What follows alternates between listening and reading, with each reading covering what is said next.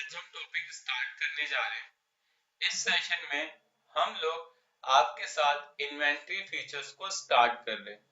आज हम आपके साथ इन्वेंटरी फीचर्स को स्टार्ट करेंगे और इसको हम तीन पार्टों में डिवाइड करेंगे, क्योंकि इन्वेंटरी फीचर्स में जब आप जानते हैं कि उसमें बहुत सारे टॉपिक्स है जो एक लेक्चर में कंप्लीट करना मुश्किल है, इसलिए मैंने इस लेक्चर को 3 से 4 पार्टों में बांटने की कोशिश की है और साथ साथ हर लेक्चर में कम से कम 10 से 12 पॉइंट डिस्कस करूंगा, तब जाके आपके इन्वेंटरी फीचर्स फिनिश होंगे।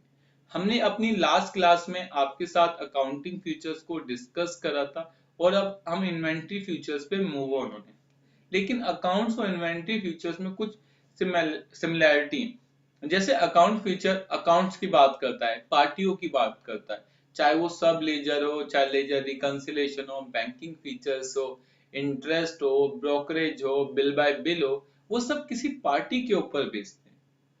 और आज जो हम टॉपिक या इन्वेंटरी फ्यूचर्स आपके साथ स्टार्ट करेंगे, वो सभी एक आइटम के ऊपर बेस होंगे, जिसमें आपको आइटम के बारे में बताया जाएगा कि आइटम से रिलेटेड क्या क्या चीजें आप लोग के सामने आ सकती है।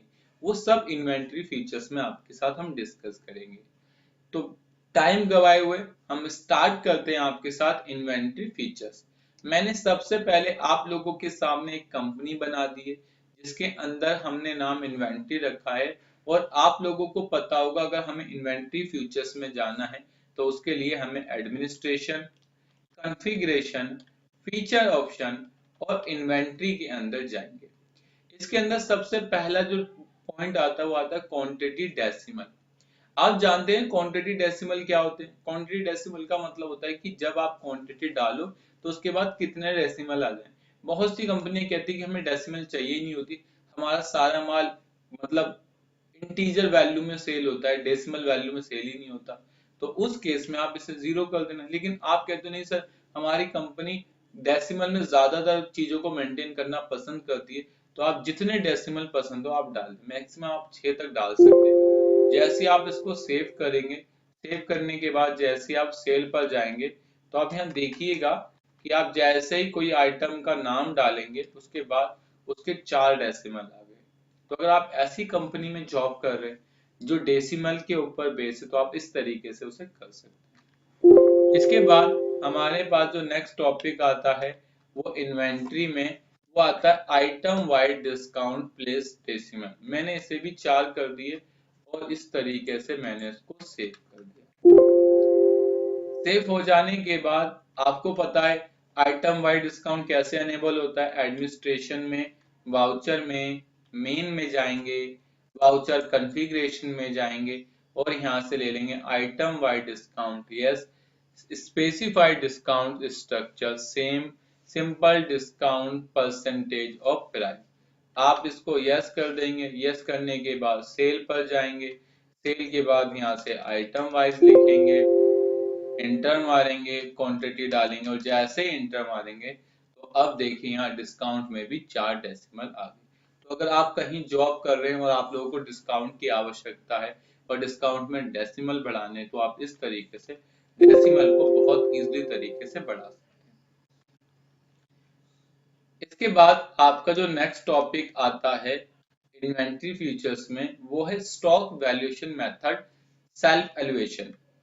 ठीक है, इसका मतलब क्या है कि आप अपनी कंपनी का जो स्टॉक मेथड है वो किस तरीके से पसंद करते हैं, आप कैसे अपनी कंपनी का स्टॉक को देखना चाहते हैं। देखिए, बहुत सी कंपनियां फीफो मेथड पर चलती है। फीफो मतलब होता है फर्स्ट इन फर्स्ट आउट, जो पहले आएगा वो पहले जाएगा। जबकि बहुत सी कंपनियां वेटेड एवरेज करती है तो बहुत सारे मेथड, लेकिन जो पॉपुलर मेथड है उसमें या तो फीफो मेथड आता है या फिर आपका वेटेड एवरेज आता है। फीफो का मतलब क्या होता है आप ही समझ लो। फीफो का मतलब होता है फर्स्ट इन फर्स्ट आउट। मान लो मैंने एक क्वांटिटी परचेज करी, कितनी रुपए की? 50 क्वांटिटी 12,000 रुपए की, 200 क्वांटिटी 45,000 की और 200 क्वांटिटी 45,000 की। अब जब मैं सेल करने गया और कोई बंदा मेरे पास आता है, उसने कहा सर मुझे 260 पीस आपसे चाहिए, तो मैंने कहा मैं आपको 260 पीस दे दूंगा, मुझे कोई दिक्कत नहीं। लेकिन ये स्टॉक कैसे मेंटेन करे? ये कौन से ऑर्डर का पहले माल बेचेगा, तो हमने कहा फीफो, मतलब पहले ऑर्डर का पहले सारा माल बेच दो। तो मैंने यहाँ ऑर्डर फर्स्ट का ले लिया 50 पीस, फिर ऐसी ऑर्डर 2 का 200 पीस, और ऐसे ही ऑर्डर 3 का हमने उसमें से 10 पीस ले ली। ठीक है, इसे बोलते हैं, इन दोनों को टोटल कर लोगे तो 260 हो जाएगा। तो इसे बोलते हैं स्टॉक वैल्यूएशन मेथड। जबकि वेटेड एवरेज क्या करता है, वो इन सबका टोटल करता है जितने में आपने उसे खरीदा, इस तरीके से टोटल करता है, क्वांटिटी का टोटल करता है और उसे डिवाइड कर देता है। मैंने ऑलरेडी क्वांटिटी का टोटल कर रखा था, क्वांटिटी का टोटल 450 है और अमाउंट है 1,20,000। जब आप इसे टोटल अमाउंट को क्वांटिटी से डिवाइड कर देंगे तो आपका वेटेड एवरेज निकल जाएगा, मतलब वो एवरेज निकालता है। और फिर चाहे आप इस वाली क्वांटिटी को पहले बेचो, इसको इसको उसको कोई मतलब नहीं, टोटल निकाल कर चलता है। तो ये आप लोगों के ऊपर डिपेंड करता है कि आप किस तरीके से अपनी कंपनी का स्टॉक वैल्यूएशन मेथड को रखना चाहते हैं। ज्यादातर ये फीफो या फिर वेटेड एवरेज होता है, और मैक्सिमम अगर हम बोले तो 70% वेटेड एवरेज रहता है और आपका 30% फीफो मेथड पसंद किया जाता है। इसके बाद नेक्स्ट टॉपिक आता है tax cell purchase account with. अच्छा, आप ये जो स्टॉक मेथड करना चाहते हो वो किसके जरिए करना चाहते हो? आइटम के जरिए करना चाहते हो, आइटम ग्रुप के जरिए करना चाहते हो, मटेरियल सेंटर के थ्रू करना चाहते हो, या फिर सेल? मैंने अगर आइटम के अंदर वेटेड एवरेज निकाल दिया तो इससे फायदा ये होगा कि जब भी मैं कोई आइटम बनाऊंगा, जैसे मैंने यहाँ से न्यू आइटम क्रिएट करी, न्यू आइटम, इसके बाद इंटर मारा, या मैंने 5% रखा, ठीक है, HSN कोड डाला। उसके बाद जैसे नीचे जाओगे तो यहाँ एक टॉपिक मिलता है जिसका नाम होता है स्पेसिफाई अकाउंट। अब ये बाय डिफॉल्ट किस में पिक है, ये सेल के अंदर पिक है। मतलब अगर आप इस आइटम को सेल में यूज करोगे तो उसके जितनी वैल्यू किस में चली जाएगी, सेल में चली जाएगी। अगर इस आइटम को परचेज में यूज करोगे तो किस में चली जाएगी, परचेज में। लेकिन आपको याद होगा जब मैंने फिक्स एसेट सिखाई थी जीएसटी में, तो मैंने इस आइटम को किसके साथ टैग कर दिया था, किसी और के साथ। तो आप अगर इस आइटम को सेल के साथ टैग नहीं करना चाहते तो आप यहाँ पर कोई और डाल सकते हैं। लेकिन अगर हमने स्टॉक वैल्यूएशन मेथड में आइटम वाइज रख दिया तो अब मैं जो भी नाम डालूंगा उसके अंदर ये जाएगा। तो ये आपको डिसाइड करना है कि मैं अपना स्टॉक मेथड में किसके साथ टैग करना चाहता हूँ, आइटम के साथ करना चाहता हूँ, या फिर सेल टाइप के साथ, या आइटम ग्रुप के साथ, या फिर मटेरियल सेंटर के साथ। सर हम अभी समझ नहीं पा रहे। तो समझने का मतलब ये कि अगर आप इस आइटम को खरीदते या बेचते हैं, खरीदते हैं तो इसमें जितने अमाउंट आएगा वो सब परचेज में चला जाएगा, और जितना बेचते वो सब सेल के अंदर चला जाएगा, क्योंकि इस आइटम की जितनी वैल्यू होगी वो सेल में सेल के साथ टैग हो जाएगी और परचेज में परचेज के साथ टैग हो जाएगी, और उसे फिर आप F2 करके सेव कर दो, बात ही खत्म। लेकिन बहुत सी कंपनियां क्या करती हैं, वो इसको सेल टाइप के अंदर करती है। आप कॉन्फ़िगरेशन में जाओ, फीचर ऑप्शन में आओ, इन्वेंट्री में जाओ, और यहाँ से आप लोग सेल टाइप के अंदर टैग कर सकते हैं। मतलब अब वो आइटम के अंदर टैग नहीं है। और अगर आप आइटम को देखेंगे तो यहाँ से आइटम के अंदर वो specify sale account not required, specify purchase account not required. और अगर आप सेल टाइप पर जाएंगे, मॉडिफाई पर जाएंगे, तो अब देखिए वो यहाँ से टैग हो गया। इस कैटेगरी की जब भी आप सेल करोगे तो वो सेल में जाएगी। तो ये आपको डिसाइड करना है। ऐसे ही हम एमसी वाइज भी टैग कर सकते हैं, लेकिन ज्यादातर वीजी के अंदर जो चलता है वो सेल टाइप के अंदर चलता है। क्लियर है? इसके बाद आपका जो नेक्स्ट टॉपिक आता है इन्वेंट्री फ्यूचर्स में, tag account with material centre. Common सी बात है कि आपको जो अपना स्टॉक देखना होता है वो किसके बिहाफ से देखोगे, किसी मटेरियल सेंटर के बिहाफ से तो देखोगे कि आप अपना माल कहाँ रखते हैं। तो आप मटेरियल सेंटर वाइज देख सकते हैं, आइटम ग्रुप वाइज देख सकते हैं, और टैक्स कैटेगरी वाइज देख सकते हैं। लेकिन फिलहाल हम इसे मटेरियल सेंटर रखते हुए आगे बढ़ते हैं। क्लियर है? इसके बाद मेंटेन एमसी वाइज मैंने आपको जब मैन्युफैक्चरिंग सिखाई थी, चाहे वो प्रोडक्शन मैन्युफैक्चरिंग हो, material issue to party manufacturing हो या फिर कोई और मैन्युफैक्चरिंग हो, वो मैंने आपको उस समय डिस्कस कर ली थी। आज मैं इस टॉपिक को डिस्कस करने नहीं जा रहा। इसके साथ साथ आज मैं आपके साथ एक ऐसे दो टॉपिक डिस्कस करूंगा जिसको आपको जानना बहुत जरूरी है, जिसमें पहला आता है पैकेजिंग यूनिट ऑफ आइटम और दूसरा आता है अल्टरनेट यूनिट ऑफ आइटम। सबसे पहले सर ये पैकेजिंग यूनिट्स क्या होती है और अल्टरनेट्स यूनिट्स क्या होती है, सबसे पहले ये सीखो। पैकेजिंग यूनिट्स, पैकेजिंग यूनिट्स का मतलब होता है कि अगर कोई आइटम तुम बॉक्स में लाते हो और उसे पीस में बेचते हो, आपका सारा माल बॉक्स में आता है और लेकिन आप उसे पीस में सेल करना पसंद करते हैं, तो उसे आप पैकेजिंग यूनिट्स कह सकते हैं। लेकिन ये किसी के डिपेंडेंट नहीं होती। जैसे कि आप ये नहीं कह सकते कि एक बॉक्स में 10 हैं तो आप एक 2 लीटर की, ऐसे किसी के डिपेंडेंट्स नहीं है। आप उसे लूज बेचते हो, दैट्स इट, बात खत्म। लेकिन अगर मैं आप लोगों से अल्टरनेट यूनिट्स की बात करूं, तो अल्टरनेट यूनिट किसी दूसरे के ऊपर डिपेंडेंट्स होती है। जैसे आपको पता होगा, अगर मैं कोई बॉक्स खरीद के लाता हूँ, मान लो मेरे पास एक बॉक्स है, चॉकलेट का ही बॉक्स है, उसमें 25 पीस है, तो एक बॉक्स बराबर 25 पीस, तो कौन फैक्टर कितने का आ गया, 25।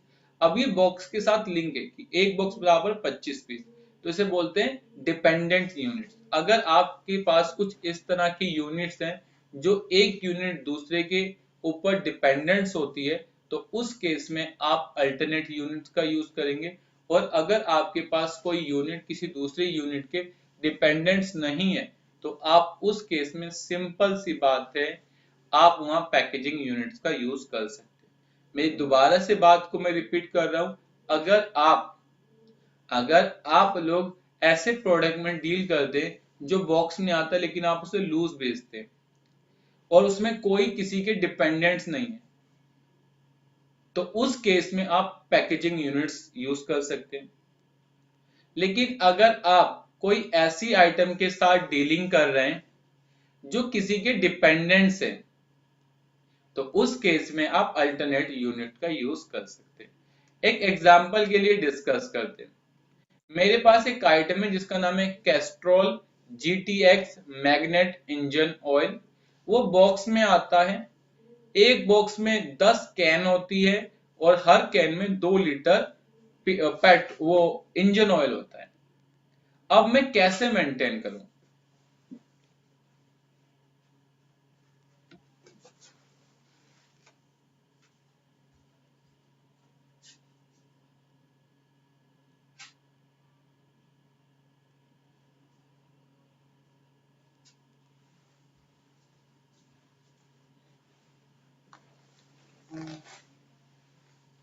तो मैं किस तरीके से इसे मेंटेन करूं?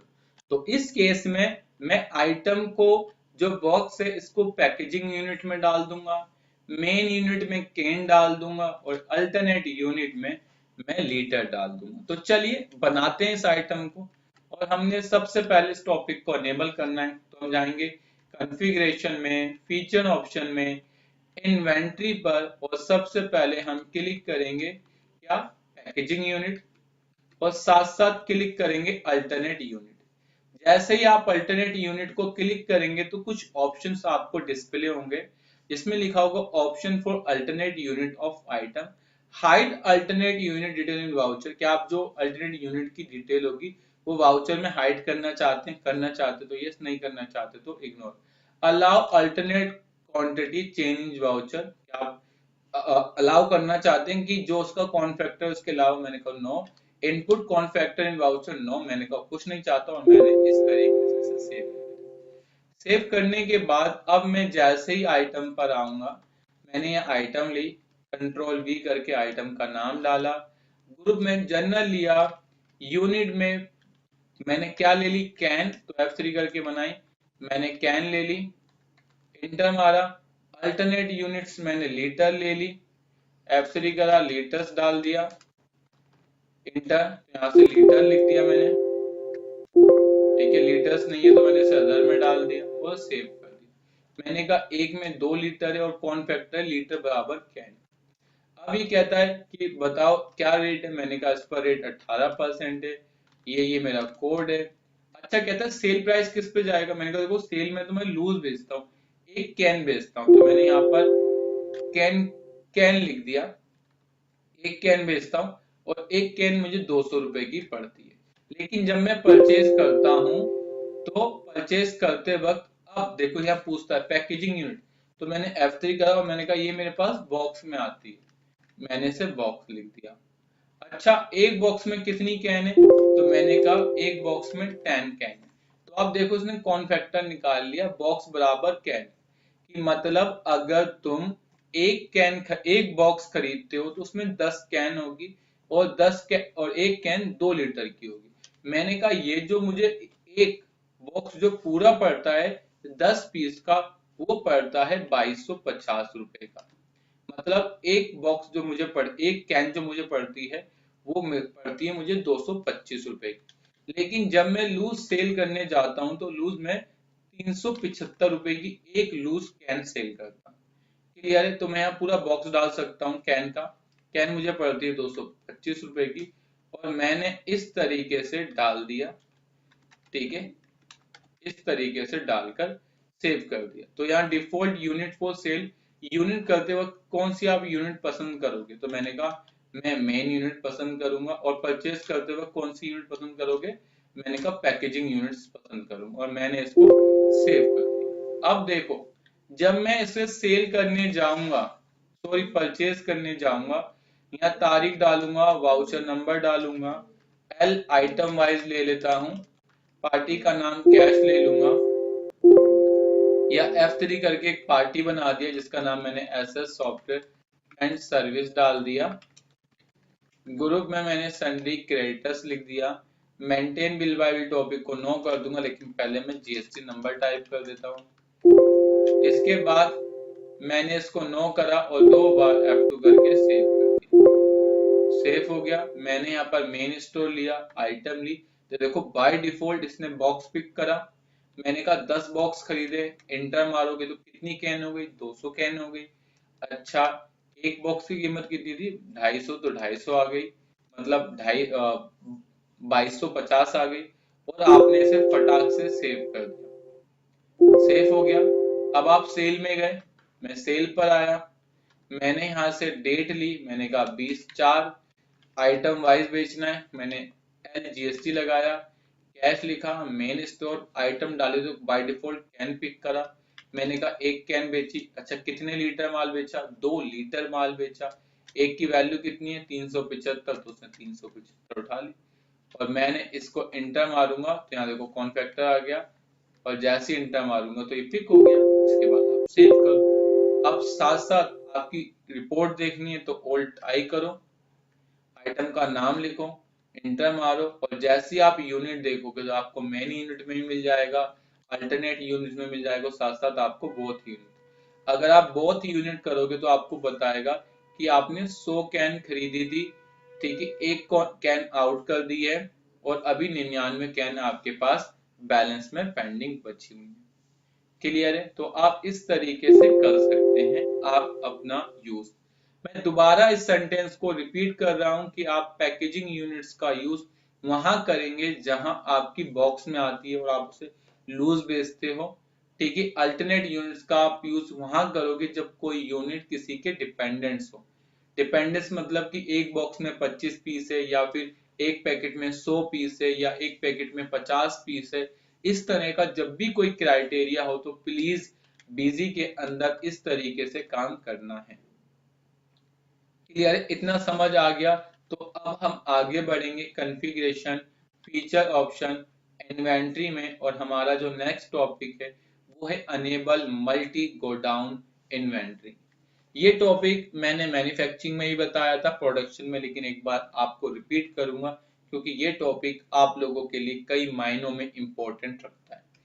सबसे पहले मल्टी गोडाउन क्या होता है, आज हम आप लोगों के साथ इस टॉपिक को स्टार्ट करने जा रहे हैं। मल्टी गोडाउन का मतलब होता है कि अगर आपकी अलग अलग लोकेशन पे अलग अलग माल रखा हुआ है, और जब आप सेल करना चाहते हो तो आप किसी एक लोकेशन के थ्रू सेल करना चाहते हो, या फिर सारी लोकेशन के थ्रू सेल करना चाहते हो। अगर आप अभी वीजी के अंदर मल्टी गोडाउन को अनेबल नहीं करोगे तो बीजी क्या कहता है कि जब तुम सेल करोगे तो किसी एक आइटम को ही एक लोकेशन को ले सकते हो। यहाँ पर एक ही लोकेशन आपको मिलेगी हमेशा, और वो मेन स्टोर। लेकिन अगर आपका माल 4 लोकेशन में पड़ा है, अगर माल आपका 4 लोकेशन में पड़ा है और आप उसे एक ही साथ सेल करना चाहते हैं, तो उस केस में आपको मल्टी गोडाउन टॉपिक को अनेबल करना पड़ेगा। मल्टी गोडाउन को अनेबल करने के लिए आपको एडमिनिस्ट्रेशन में जाना है, कॉन्फ़िगरेशन में जाना है, फीचर्स ऑप्शन में जाना है, इन्वेंट्री में जाना है, और यहाँ से आपको मिलेगा अनेबल मल्टी गोडाउन। जैसे ही आप इस टॉपिक पर क्लिक करेंगे तो एक मैसेज आएगा, ऑप्शन फॉर एमसी लेवल, और अगर आपने इसको यस कर दिया, लिखा हुआ है material centre at item level, अगर आपने इसको यस करा तो एक और पॉपअप आएगा जिस पर लिखा होगा please note this option can not be change if any transaction exit with material centre specify at item level. अगर तुमने कोई भी एक ट्रांजेक्शन कर दी तो उसके बाद आप इसे चेंज नहीं कर सकते। मैंने कहा ओके चलेगा, और मैंने इसे फटाफट सेव कर दिया। सबसे पहली बेनिफिट तो ये होगा मेरे पास कि जब मैं आइटम देखूंगा यहाँ पर मटेरियल सेंटर गायब हो जाएगा। दूसरा, जब मैं कोई आइटम बनाऊंगा, मैंने यहाँ से एक और आइटम बनाई, ठीक है, कॉटन, ठीक है, डायनम फैब्रिक, इस तरीके से डाल दिया। और अगर मैं इसकी यूनिट बताऊं कि मेरे पास 500 मीटर है और रेट ये टोटल 500 मुझे पड़ा है 50,000 रुपए का, तो जैसे ही मैं सेव करूंगा तो अब देखना सेव करते के साथ ही बीजी मुझसे पूछेगा कि ये जो स्टॉक है, ठीक है,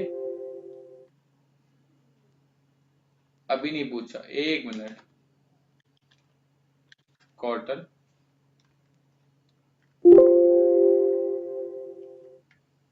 पूछना चाहिए, अच्छा नहीं पूछा, बिल्कुल सही है, क्योंकि हमारे पास कोई मटेरियल सेंटर और नहीं है। मान लो मेरे पास अभी एक ही मटेरियल सेंटर है जिसका नाम है मेन स्टोर, मैं और मटेरियल सेंटर बना दूं, जैसे मैंने बनाया आजाद नगर मटेरियल सेंटर, ये लोकेशन है आजाद नगर दिल्ली, ठीक है, मतलब दिल्ली में एक लोकेशन जहां मेरा माल रखा हुआ है, मैंने इसे गोडाउन के रूप में यस कर दिया, सेव कर दिया। एक लोकेशन मेरी लक्ष्मी नगर है, तो मैंने लक्ष्मी नगर ले ली दिल्ली, और मैंने इस तरीके से इसे सेव। एक मेरी न्यू दिल्ली में, मैंने यहाँ से न्यू दिल्ली ले लिया, ठीक है, और मैंने इस तरीके से सेव। ये मेरी 4 लोकेशन अलग अलग एरियो में थी। अब मैं क्या करूंगा, जब भी कोई आइटम को स्टॉक डालूंगा ओपनिंग, तो भी सबसे पहले पूछेगा ये बताओ जो ये 500 पीस है कहाँ कहाँ पड़ी हुई। मैंने कहा देखो सर, ये जो मेरी 500 पीस है ना, ये इसमें से 100 पीस तो आजाद नगर में पड़ी हुई है, ठीक है, 200 लक्ष्मी नगर में है, ठीक है, 50 मेन स्टोर में है, और 50 नहीं, यहाँ 200 यहाँ पड़ी हुई है। तो इस तरीके से मैं कर सकता हूँ, एंटर मारोगे, सेव करो, अब आपका हो गया। अब आपकी एक आइटम 4 लोकेशन 3 लोकेशन पड़ी हुई। दूसरा, जब आप इसे सेल करोगे तो बिजी आपसे पूछेगा, क्या पूछेगा, आप आइटम का नाम डालो, तो बिजी पूछेगा आपको ये जो आइटम बेचनी है कौन से स्टोर से बेचनी है, आजाद नगर से बेचनी है, लक्ष्मी नगर से बेचनी है, मेन स्टोर से बेचनी है, न्यू दिल्ली। आपने कहा सर मुझे ना जीरो वाली क्वांटिटी शो ना, तो बस आप इस पर क्लिक कर देना, जो भी एमसी आपका जीरो होगा वो आपको डिस्प्ले ही नहीं होगा। तो उस केस में आपको जो भी क्वांटिटी चाहिए, मैंने कहा इसमें से 50 पीस बेची है, रेट इसका 150 रुपए, वो डाल दिया, इंटर मारा, फिर मैंने कहा इसमें से मैंने 50 पीस बेची और इंटर मारा, रेट डाल दिया और सेव कर दिया। इस तरीके से आप मटेरियल सेंटर को मेंटेन कर सकते हैं। साथ साथ जब आप ऑल्ट डी करके अपनी कोई आइटम की रिपोर्ट निकालेंगे, जैसे मैंने ऑल्ट डी करा, तो बीजी सबसे पहले पूछेगा क्या, स्टॉक लेजर 1 एमसी, 1 एमसी मतलब मटेरियल एक लोकेशन का या फिर सभी लोकेशन का, मैंने कहा 1 लोकेशन का। अच्छा, कौन सी आइटम, मैंने कहा कॉटन, कौन सी लोकेशन का, मैंने कहा मेन स्टोर का। और जैसे ही करूंगा तो बताएगा 200 ओपनिंग में था, 50 बेच दिया, तो 150 बचा हुआ है। क्लियर है। तो आप इस तरीके से बीजी के अंदर मेंटेन कर सकते हैं। साथ साथ जब ओल्ट आई करेंगे, देखिए इसके बाद जो अपना नया टॉपिक आता है, उस टॉपिक में हम लोग आपके साथ मटेरियल सेंटर को डिस्कस और मैन्युफैक्चरिंग फ्यूचर्स को डिस्कस करेंगे। अब हमारे पास जो इन्वेंट्री में, कॉन्फ़िगरेशन में, फीचर्स ऑप्शन में आज जो हम टॉपिक डिस्कस करेंगे वो है अनेबल मैन्युफैक्चरिंग फ्यूचर्स। आपको तो पता होगा अनेबल मैन्युफैक्चरिंग फीचर्स क्या होता है। अनेबल मैन्युफैक्चरिंग फीचर्स का मतलब होता है कि अगर आप बीजी के अंदर कोई प्रोडक्शन मैन्युफैक्चरिंग करना चाहते हैं और आप डिस्प्ले पे ना जाके ट्रांजैक्शन में आते हो, और अगर आपको प्रोडक्शन चाहिए तो आप उस टॉपिक पर यस कर देंगे, और अगर आपको फीचर ऑप्शन इन्वेंट्री में जाकर प्रोडक्शन मैन्युफैक्चरिंग या फिर फ्यूचर नहीं चाहिए तो आप इसे नो कर दोगे, तो ये आपको बाय डिफॉल्ट ध्यान दिखेगा ही नहीं। दूसरा, प्रोडक्शन मैन्युफैक्चरिंग फ्यूचर्स आपको तभी मिलेगा जब आप बीजी के अंदर स्टैंडर्ड सॉफ्टवेयर का यूज करते हैं। अगर आप बीजी का बेसिक वर्जन यूज करते हैं तो आपको कभी भी मैन्युफैक्चरिंग फ्यूचर्स नहीं मिलेगा, या फिर आप कह सकते हैं प्रोडक्शन टॉपिक नहीं मिलेगा। इस बात को मेरी विशेष आपको ध्यान में रखना है। क्लियर है? इसके बाद अब आपका जो नेक्स्ट टॉपिक आता है, द मोस्ट इंपॉर्टेंट टॉपिक है, जिसका नाम है कोटेशन। अब हम आप लोगों के साथ जो टॉपिक डिस्कस करने जा रहे हैं, या आज जो हम आप लोगों के साथ टॉपिक डिस्कस कर रहे हैं, उस टॉपिक का नाम है सेल परचेज कोटेशन।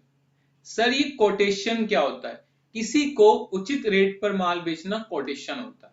या दूसरे लफ्जों में मैं कह दूं कि आप मेरे पास आते हैं, कहते हैं सर मुझे आपसे माल खरीदना है। मैंने कहा मैं आपको माल देने के लिए रेडी हूं, लेकिन आपने कहा सर अभी मुझे माल बेचो मत, मुझे अपने माल की विशेषता बता दो, आप मुझे प्राइस बता दो, तब मुझे पसंद आएगा, तब मैं खरीद लूंगा।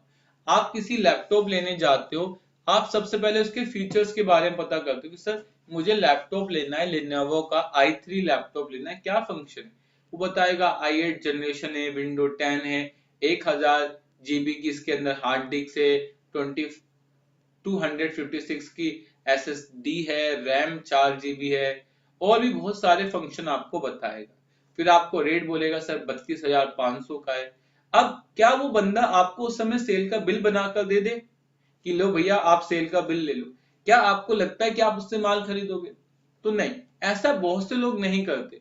वो लोग क्या करते हैं, दुकानों पर जाते हैं, सर्वे करते हैं और कहते हैं कि सर आप अपने प्रोडक्ट की कोटेशन दे दो कि आपसे अगर मैं माल खरीदूंगा तो हमें कितने पर मिलेगा, और जब मैं तुमसे लेने पर आऊंगा तो तुम मुझे कितने पर दोगे। तो उसे बोलते हैं कोटेशन। कोटेशन का मतलब होता है कि किसी को अपना प्राइस बता देना, जब वो आपसे माल लेने आए तो आप उसे उचित रेट पर माल दे दो। कई बार रेट को कंप्रोमाइज भी कर लिया जाता है, और कई बार कुछ लोग रेट में कंप्रोमाइज नहीं करते कि आप जो कोटेशन के अंदर रेट था मैं वही कोटेशन लूंगा और कोई रेट नहीं लूंगा। तो ये डिपेंड करता है। कोटेशन का सबसे बड़ा फायदा है, ना तो आपकी पार्टी के अकाउंट के ऊपर इफेक्ट पड़ता, जैसे आप कोटेशन बनाओगे उसके लीजर में कोई इफेक्ट नहीं पड़ता। दूसरी, ना ही कोई आपकी आइटम घटती है और ना ही आपकी कोई आइटम बढ़ती है इससे, सेल परचेज कोटेशन से। साथ साथ अगर आप इस टॉपिक का यूज करना चाहते हैं, क्या करना चाहते हैं, अगर आप इस टॉपिक का यूज करना चाहते हैं तो इसको अनेबल करने के लिए enable sale purchase quotation features में जाएंगे। मतलब enable sale purchase quotation features के लिए आपको इन्वेंट्री टैब में जाना है, वहां से सेल परचेज वाउचर को यस करना है। उसके बाद adjust sale purchase quotation against order challan sale purchase voucher view print quotation report. तो आप इस तरीके से कर सकते हैं। साथ साथ आप सेल परचेज कोटेशन में पहले आप किसी को कोटेशन दोगे या आपको कोटेशन मिलेगी, फिर आप उसका ऑर्डर लोगे और फिर चालान के थ्रू से माल बेचोगे। तो इस तरीके का प्रोसेस भी आप कर सकते हैं। ऐसा जरूरी नहीं जो मैंने आपको व्यू बताया या जो मैंने आपको ऑर्डर बताया कि आप इसी तरीके से करोगे, ऐसा नहीं कर सकते। आप कोटेशन लो, डायरेक्ट सेल कर दो, ऑर्डर मत लो। आप सेल कोटेशन लो, फिर सेल ऑर्डर लो और फिर सेल परचेज कर लो। तो आप इस तरीके का काम भी बीजी में कर सकते हैं।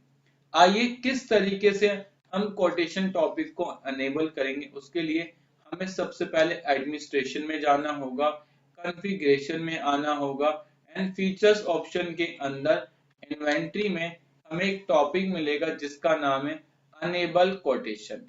बस मैं जैसे ही कोटेशन पर क्लिक करूंगा तो यहाँ लिखेगा option for sale quotation, auto create adjustment quotation reference. क्या ये आपको अपने आप क्रिएट करे या आप खुद करोगे? नहीं, मैंने कहा अपने आप क्रिएट करे। Show pending quotation till voucher, क्या आपको उस समय ये शो करे कि कौन कौन से ऑर्डर पेंडिंग है जब आप सेल करो? मैंने कहा बिल्कुल, और मैंने इसे सेव कर दिया। साथ साथ ऐसी परचेज कोटेशन थी वो भी मैंने यस कर दिया और मैंने सेव कर दिया और सेव हो गया। इसके बाद अगर आप सेल ऑर्डर परचेज ऑर्डर चाहते हो तो आप इस पर क्लिक कर दे और सेव कर दे। फिलहाल अभी सेल ऑर्डर नहीं समझाया है, खाली बस बताने के लिए किया है। और जैसे आप ट्रांजेक्शन में आओगे तो अब आपको 4 ऐसे टॉपिक मिल गए, जिसमें पहला है सेल कोटेशन, दूसरा है परचेज कोटेशन, तीसरा है सेल ऑर्डर और चौथा है परचेज ऑर्डर। सबसे पहले हम कोटेशन का काम करते हैं। मान लो मुझे किसी आइटम का कोटेशन मिली, तो मैंने आइटम का नाम लिखा, सबसे पहले मैंने 20/4 लिखा, आइटम वाइज लिखा और मुझे अब कोटेशन मिली, मैंने यहाँ पर लिखा एल आइटम वाइज, पार्टी का नाम बनाया, मैंने कहा मुझे बिजी इंफोटेक से कोटेशन मिली है। साथ साथ मुझे जो इनको आइटम बेचनी है वो बेचनी है लिनोवा, ठीक है, लिनोवा लैपटॉप i3, ठीक है। मैंने यहाँ जनरल रखा, यूनिट मैंने पीस रखी, ठीक है, 18% टैक्स लगाया, कोड डाला, ये मैं 32,500 का बेचता हूँ, खरीदता मैं 26,500 का, और क्लियर। इस तरीके से मैंने सेव कर दिया। जब मैंने सेव कर उसकी कोटेशन हमें विशेषता बतानी, मैंने कहा इसमें 1000 GB है तो मैंने 1000 GB लिख दिया। साथ साथ इसमें 4 GB रैम है तो 4 GB लिख दिया। 256 SSD है तो मैंने SSD 256 लिख दिया और इंटर मार दिया। कितनी क्वांटिटी? मैंने कहा ये मुझसे 10 पीस खरीद रहा है तो मैंने 10 पीस डाला। साथ साथ ये मुझसे डिस्काउंट मांग रहा है, मैंने डिस्काउंट दे दिया 10% का, और साथ साथ मैंने इसको फ्रेट भी लगाया है कम से कम 1500 रुपए। टोटल मैंने इसको 3,46,650 रुपए का कोटेशन दे दी। इसके बाद मैंने F2 करा और इसको सेव कर दिया। अब मैंने उसे कोटेशन दे दी, चाहता तो मैं कोटेशन का उसके प्रिंट भी दे सकता था। कैसे? कि मैं Alt P करता, सेल कोटेशन पे जाता और इस तरीके से उसको कोटेशन भी इशू कर देता। इस तरीके से उसे कोटेशन मिल जाती। सो टॉप पर लिखा होता सेल कोटेशन, कंपनी का नाम आता, पार्टी का नाम आता, कोटेशन नंबर आता और सारी इंफॉर्मेशन आ जाती। अब हो सकता है कि वो मुझे ऑर्डर दे दे, हो सकता है वो मुझे ऑर्डर ना दे। अगर वो मुझे ऑर्डर देगा तो मैं सेल ऑर्डर पे आऊंगा, और अगर मुझे ऑर्डर नहीं देगा तो डायरेक्ट मैं सेल पर जा सकता हूँ, अगर वो मुझे सेल करने के लिए बोले। तो अगर सेल ऑर्डर दे तो आप वहां चले जाना, और अगर डायरेक्ट सेल बोले तो सेल पे आ जाना। वो मेरे पास आया, उसने कहा सर आप मुझे माल दे दो 25 तारीख को, लेकिन सर रेट में आप 31,500 लगा देना। मैंने कहा कोई दिक्कत नहीं, 31,500 लगा दूंगा। पार्टी का नाम लिया। अब मुझे वो कोटेशन चाहिए तो उसके लिए अपने कीबोर्ड से F11 दबाना। जैसे ही आप अपने कीबोर्ड से F11 दबाओगे तो यहाँ मिलेगा select pending quotation to pick the item. मैंने कहा ओके और स्पेस दबाऊंगा, वो कोटेशन सिलेक्ट हो जाएगी। इंटर मारूंगा तो जितनी कोटेशन थी उतनी सब शो हो गई कि आपने लिनोवा लैपटॉप i3 10 पीस कहा था, लेकिन मैंने कहा लेकिन अभी फिलहाल मेरे पास 10 पीस नहीं है, मेरे पास अभी 10 पीस नहीं है, मेरे पास टोटल 8 पीस है। तो मैंने उसे 8 पीस दिया और देखो बाकी जैसा था वो सब अपने आप उठ के आ गया और मैंने इसको सेव। जैसे आप सेव कर रहे हो 2 लाख से ऊपर का माल है तो आपको आईटी पैन कार्ड चाहिए। मैंने कहा मेरे पास पैन कार्ड नहीं है, मैंने इसे नो करा और सेव कर दिया। अब मुझे उस पार्टी का अगर लेजर देखना है तो मैं Alt+L करूंगा, यहाँ से बिजी डालूंगा और टोटल मुझे उससे 2,77,620 रुपए ले। लेकिन वो मेरे पास 4 दिन बाद आता है, कहता है बताओ सर मेरा कौन कौन सा माल आपके पास पेंडिंग है। तो उसके लिए आप क्या करोगे, डिस्प्ले पर जाओगे, डिस्प्ले के बाद आप नीचे आओगे कोटेशन रिपोर्ट में, और यहाँ से जैसे इंटर मारोगे तो सबसे पहले मिलेगा पेंडिंग कोटेशन। आपको पेंडिंग कोटेशन पर क्लिक करना है। सेल कोटेशन, मैंने कहा सेल कोटेशन, आइटम वाइज या पार्टी वाइज, मैंने कहा पार्टी वाइज, वन पार्टी, मैंने कहा बिल्कुल वन पार्टी, ऑल आइटम। और जैसे ही मैं आइटम का पार्टी का नाम डालूंगा तो बीजी बता देगा कि आपको इसने 10 कोटेशन दी थी, आपने 2 कोटेशन इसकी अभी पेंडिंग रखी हुई है। इसका मतलब मैंने उसको 8 पीस सेल कर दी और अभी मेरे स्टॉक में 2 पीस बची हुई है जो मुझे उसको कोटेशन के रूप में देनी है। क्लियर है। देखो यहाँ पर रेफरेंस नंबर अपने आप बन गया, डेट क्या थी अपने आप आ गई, आइटम का नाम क्या था अपने आप आ गया, क्वांटिटी क्या थी अपने आप आ गई, कितनी क्वांटिटी बची हुई है वो भी। साथ साथ जब रिपोर्ट निकालते हो तो यहाँ पे एक टॉपिक होता है शो वैल्यू ऑफ आइटम, भी आप करके निकाल सकते हैं कि कितने लाख की अभी कोटेशन आपकी उसके पास पेंडिंग है। तो इस तरीके से आप बीजी के अंदर कोटेशन टॉपिक का यूज कर सकते हैं। अगर आप कोटेशन में आओ तो यहाँ था sale quotation item wise, sale quotation party wise, sale को परचेज कोटेशन आइटम वाइज और परचेज कोटेशन पार्टी वाइज। साथ साथ अगर नीचे आओ तो मिल जाएगा कोटेशन वाइज स्टेटमेंट।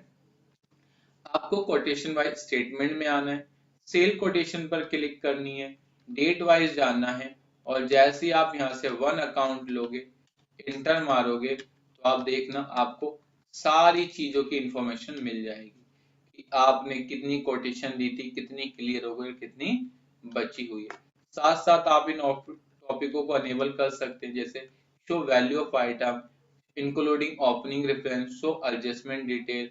और जैसे ही आप इंटर मारोगे तो यहाँ पर पूरी डिटेल आपको बाकायदा मिल जाएगी कि एमसी का नाम भी क्या है वो भी आ जाएगा। क्लियर है।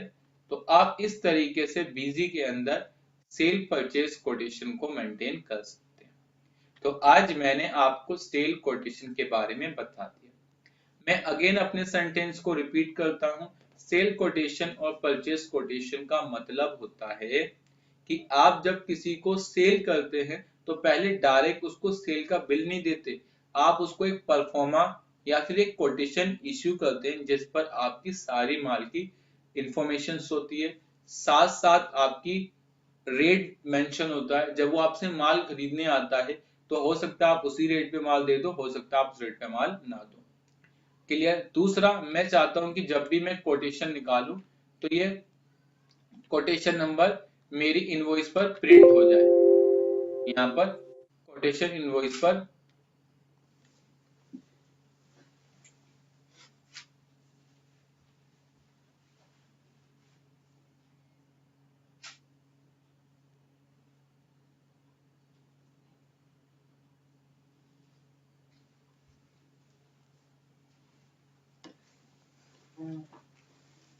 ठीक है कि मेरी इनवॉइस पर प्रिंट हो जाए, वो पॉसिबल नहीं है, वो बिल डिजाइनिंग के थ्रू पॉसिबल है, वैसे पॉसिबल नहीं। क्लियर है, इतना समझ आ गया। अब सेल कोटेशन हमारा फिनिश हो गया। तो आज हम दोबारा आपके साथ स्टार्ट कर रहे हैं। इस सेशन में हम लोग आपको बीजी के अंदर सेल ऑर्डर और परचेज ऑर्डर के बारे में बताएंगे। सबसे पहले सेल ऑर्डर क्या होता है, परचेज ऑर्डर क्या होता है, ये आपको पता होना चाहिए, तभी हम बीजी में अच्छी तरीके से सेल ऑर्डर और परचेज ऑर्डर का काम कर सकते हैं। देखिए जितनी बड़ी कंपनियां होती हैं वो कभी भी ट्रांजेक्शन हमेशा विदाउट सेल ऑर्डर और परचेज ऑर्डर के नहीं करते। अगर आप जितनी बड़ी कंपनियों के साथ ट्रांजेक्शन करोगे, अगर आपको उनसे माल खरीदना है ना तो आपको सबसे पहले उनको एक सेल ऑर्डर देना पड़ेगा, उसके बाद वो आपको सेल करेंगे। क्लियर। दूसरा, अगर आपको उनको माल बेचना है तो पहले आपको एक परचेज ऑर्डर देंगे, फिर आप उनको क्या करोगे, सेल। मतलब अगर वो तुमसे माल खरीदेंगे तो उनकी परचेज है ना आपकी सेल है, तो उस केस में वो आपको पहले एक परचेज ऑर्डर देंगे, फिर तुम उससे सेल का बिल काटोगे। तो अगर आप लोग भी बीजी के अंदर सेल ऑर्डर और परचेज ऑर्डर का यूज करना चाहते हैं तो आप कर सकते हैं। अगर दूसरे लफ्जों में बोलूं तो सेल ऑर्डर परचेज ऑर्डर एक रफली कॉपी की तरह काम करता है, जैसे आपको कोई ऑर्डर देता है तो आप लिख लेते हो, फिर बाद में माल निकालते हो, तो उस तरीके से भी आप यूज कर सकते हो। सेल ऑर्डर और परचेस ऑर्डर का इफेक्ट कहीं नहीं पड़ता, ना ही किसी आइटम में पड़ता, ना ही किसी पार्टी के लेजर में पड़ता, तो एक रफली कॉपी की तरह ये काम करता है। लेकिन बीजी के अंदर सेल ऑर्डर परचेज ऑर्डर बहुत ज्यादा एडवांस है। अगर आप इसे करोगे तो बहुत अच्छी तरीके से अपने स्टॉक को मेंटेन कर सकते हैं। इसके लिए आपको एडमिनिस्ट्रेशन में जाना है, कॉन्फ़िगरेशन में आना है, फीचर्स ऑप्शन में जाना है, इन्वेंट्री में जाना है, और आपको यहाँ से एक टॉपिक मिलेगा जिसका नाम है अनेबल ऑर्डर प्रोसेसिंग। बस तुम्हें इस पर क्लिक करना है। जैसे ही तुम अनेबल ऑर्डर प्रोसेसिंग पर क्लिक करोगे तो आपको यहाँ पर दिख जाएगा ऑप्शन फॉर ऑर्डर प्रोसेसिंग, साथ साथ consolidated item while picking from orders. मान लो आपने एक बिल बनाया, एक बिल में एक जैसी आइटम 3 बार रिपीटेड हो रही है, तो बिजी कहता है कि अगर तुम चाहते हो उन 3 आइटम को एक में मर्ज कर दूं और वहां टोटल क्वांटिटी 3 दिखा दूंगा, तो मैंने कहा हाँ दिखा दो, ये अच्छा तरीका है, आपको ऐसा करना चाहिए, तो आप इसे यस कर देना।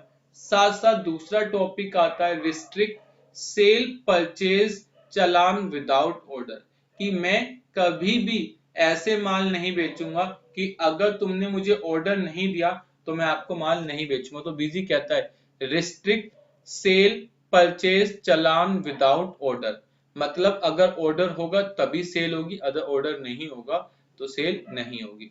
ऐसे restrict purchase challan without order, same purchase के लिए। Restrict sale order modification after sale, क्या आप सेल करने के बाद सेल ऑर्डर को मॉडिफाई करना चाहते हो या नहीं करना चाहते, तो आप इसे यस कर दो। और ऐसी परचेज के लिए इसके बाद auto create adjust order reference show pending order till voucher, साथ साथ मुझे पेंडिंग ऑर्डर भी दिखाए।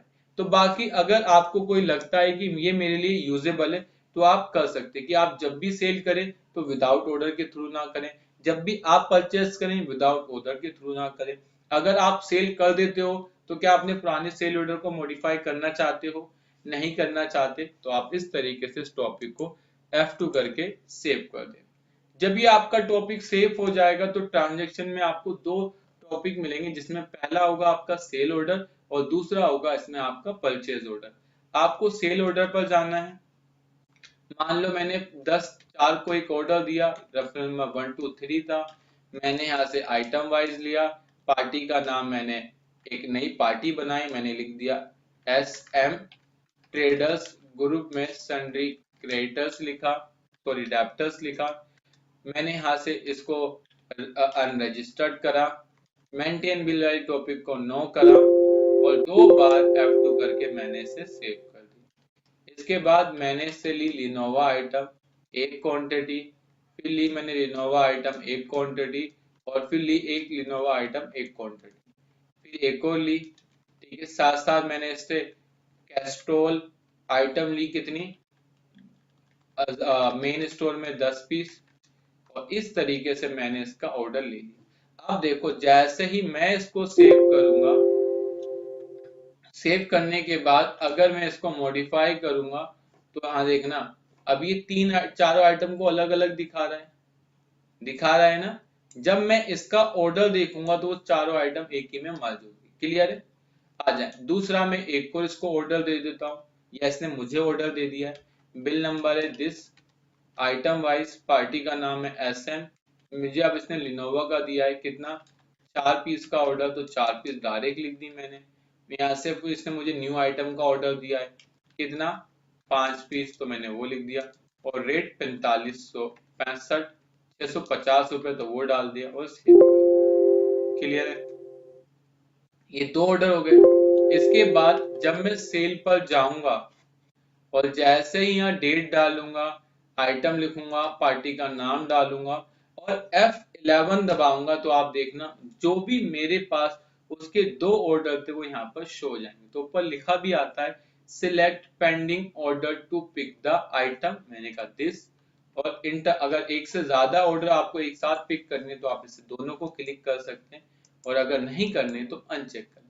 मैंने कहा मुझे पहली आइटम चाहिए, तो जैसे ही मैं पहली आइटम करूंगा तो देखो सेल करते वक्त उसने चारों आइटम को प्लस कर दिया, जबकि तुम वहां पर सेल ऑर्डर में चारों को वो सिंगल करके शो कर रहा था। इसके बाद अब तुम जितनी क्वांटिटी बेचना चाहो, मैंने कहा मेरे पास अभी इसकी दो है तो मैं दो डाल दूंगा, और कैस्ट्रॉल बैगनट इंजन ऑयल मेरे पास अभी 4 कैन है तो मैं 4 डाल के इसको सेव कर दूंगा। क्लियर है? इसके बाद मैं F2 करके सेव कर दूंगा। इसके साथ साथ अगर आप इसकी रिपोर्ट देखना चाहते हो तो रिपोर्ट के लिए आपको डिस्प्ले पर आना पड़ेगा। डिस्प्ले के बाद आपको ऑर्डर प्रोसेसिंग में जाना पड़ेगा। ऑर्डर प्रोसेसिंग में सबसे पहले मिलेगा पेंडिंग ऑर्डर, बस आपको पेंडिंग ऑर्डर पर क्लिक करना है। फिर देखो मिलेगा सेल ऑर्डर आइटम वाइज, और दूसरा मिलेगा सेल ऑर्डर पार्टी वाइज। मैंने कहा सेल ऑर्डर पार्टी वाइज, यहाँ से पार्टी लिया, ऑल आइटम करा, और उसके बाद यहाँ से SM ट्रेडर्स डाल दिया। जैसे ही SM डाला तो उसने हमें बताया कि SM ट्रेडर से हमें देखो ऑर्डर जो मिला था वो Castrol GTX magnetic engine oil 10 piece का मिला था, 6 पीस अभी पेंडिंग है, इसका मतलब 4 पीस हमने बेच दी। लिनोवा i3 का इस आईडी में कितना 478 आईडी में 4 पीस का ऑर्डर मिला था और चारों पीस अभी पेंडिंग है। क्लियर? फिर 478 आइटम में रेफरेंस नंबर में न्यू आइटम 5 पीस का ऑर्डर मिला था, 5 पीस हमने पेंडिंग है। ऐसी 123/2 में हमें लिनोवा i3 1 पीस का ऑर्डर मिला था, हमने 1 पीस अभी पेंडिंग है। ऐसे लिनोवा लैपटॉप i3 में 1 पीस का ऑर्डर था, 1 पीस अभी पेंडिंग है। तो इस तरीके से आपको बता देगा। साथ साथ पेंडिंग की जगह अगर आप ड्यू देखो कि कौन कौन से ऑर्डर आपके अभी ड्यू हैं तो वो भी बता देगा कि सर ये ऑर्डर आपके ड्यू हैं। क्लियर है? इसके साथ साथ अगर आप रिपोर्ट देखना चाहते हैं ऑर्डर वाइज स्टेटमेंट, तो आपको ऑर्डर वाइज स्टेटमेंट पे आना है, सेल ऑर्डर पे जाना है, डेट वाइज क्लिक करना है, यहाँ से वन आइटम लेना है कौन सा SM, ऑल MC करना है, और जैसे आप इसे F2 करोगे तो एक प्रॉपर इंफॉर्मेशन आपको बता देगा कि आपको कितनी पीस का ऑर्डर मिला, आपने कितनी पीस बेच दी और आपको कितनी पीस बची है। साथ साथ अगर आप सेल विदाउट ऑर्डर देखना चाहते हो कि आपने ऐसी कौन सी सेल करी है जो विदाउट ऑर्डर है, तो आप वो भी देख सकते हो कि आपने ये सेल करी है जो विदाउट ऑर्डर है। ऐसी साथ साथ आप परचेज ऑर्डर भी देख सकते हो। क्लियर है?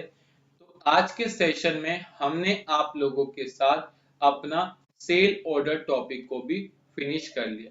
मैं आपको दोबारा एक बार बताना चाहता हूं कि सेल ऑर्डर का मेन पर्पस इसलिए किया जाता है कि आप मुझे ऑर्डर दो फिर मैं आपको सेल करूं, या दूसरा हम अपने स्टॉक के अंदर इंटरफेयर नहीं करना चाहते और अपना स्टॉक को प्रॉपर लेवल से मेंटेन करना चाहते हैं, तो जो भी हमें पहले ऑर्डर देता है हम उसकी एंट्री सेल ऑर्डर में कर देते हैं, और बाद में जब हमें सेल करनी होती है तो हम उसे F11 करके पिक कर लेते हैं। और इसका इफेक्ट सेल ऑर्डर में या परचेज ऑर्डर में कहीं नहीं पड़ता, ना ही उस पार्टी के अंदर पड़ता और ना ही उसके आइटम के अंदर पड़ता। ये एक रफली कॉपी की तरह काम करता है, लेकिन बड़ी बड़ी कंपनियों में इस टॉपिक की बहुत ज्यादा इंपॉर्टेंट होती है। तो इसे शॉर्ट फॉर्म में लोग SO भी बोलते हैं और शॉर्ट फॉर्म में लोग इसे PO भी बोलते हैं। PO मतलब परचेज ऑर्डर और SO मतलब सेल ऑर्डर। क्लियर? तो आज अपने टॉपिक को हम यहीं स्टार्ट करते हैं और कल फिर अगेन आप लोगों के साथ स्टार्ट होंगे इन्वेंटरी फ्यूचर्स के लिए। बस आज के लिए इतना ही। Thank you for watching video.